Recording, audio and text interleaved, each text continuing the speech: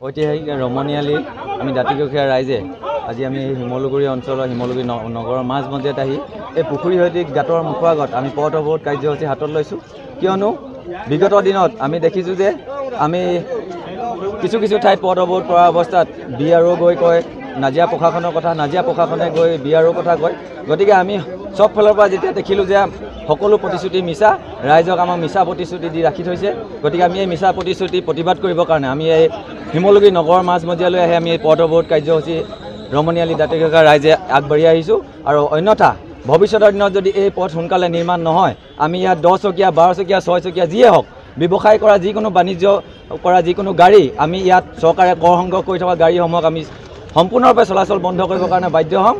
কিয়নো আমাৰ স্কুলৰ ল'ৰা ছোৱালী যোৱাত অসুবিধা হয়, গাঁৱৰ ৰাইজৰ যি বেমাৰ আজাৰ হৈছে এই বেমাৰ আজাৰৰ কাৰণে কোনো প্ৰশাসনে তাৰ কোনো ব্যৱস্থা নলয়। গতিকে ৰমণীয়ালী যদি অতি সোনকালে নিৰ্মাণ নকৰে তেতিয়াহ'লে বিগত দিনত যি হৈ গ'ল আগন্তুক দিনত কিন্তু আমি ইয়াতকৈ জংগী আন্দোলন কৰি এই ৰাস্তাৰ ওপৰেদি যি ব্যৱসায় বাণিজ্য কৰা গাড়ী চলিব আমি সকলোবোৰ বন্ধ কৰিবলৈ আমি সাজু আছোঁ। প্ৰয়োজন হ'লে ইয়াতকৈ আমি জংগী আন্দোলন হাতত ল'ম। এটা কথা আমি নাজিৰা এই আজি ৰমণীয়ালী দাঁতিকাষৰীয়া ৰাইজে আমি একত্ৰিত হৈ দল সংগঠন ধৰ্ম বৰ্ণ নিৰ্বিশেষে আমি একত্ৰিত হৈ আজি আমি ৰাজপথলৈ আহি ওলাই আহিবলৈ বাধ্য হৈছোঁ। কাৰণ এমাহ দুমাহ নহয়, বিগত 3-4 বছৰ হৈ গ'ল ৰমণীয়ালীৰ যি পুখুৰীসদৃশ গাঁত, এই গাঁতৰ মাজেদি আমি ৰমণীয়ালীবাসী ৰাইজে পাৰ হ'বলগীয়া হৈছে।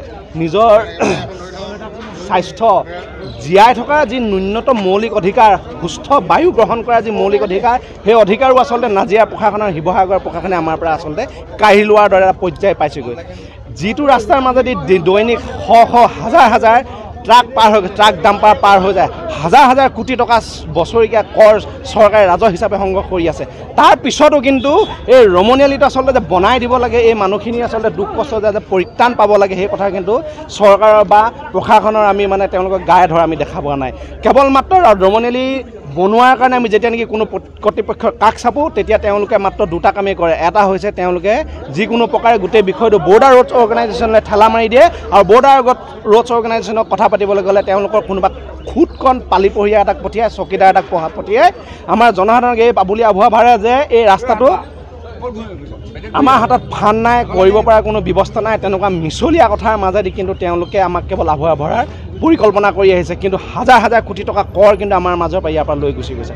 গতিকে আজি আমাৰ এই দীৰ্ঘদিনীয়া যি দাবী, সেই দাবী কোনো ফল নধৰাত আমি ৰমণীয়ালী দাঁতিকাষৰীয়া এই শান্তিপ্ৰিয় ৰাইজসকল আমি একত্ৰিত হৈ আজি আমি ৰাজপথ শিমলুগুৰি নগৰৰ মাজলৈ আহিবলৈ বাধ্য হৈছোঁ।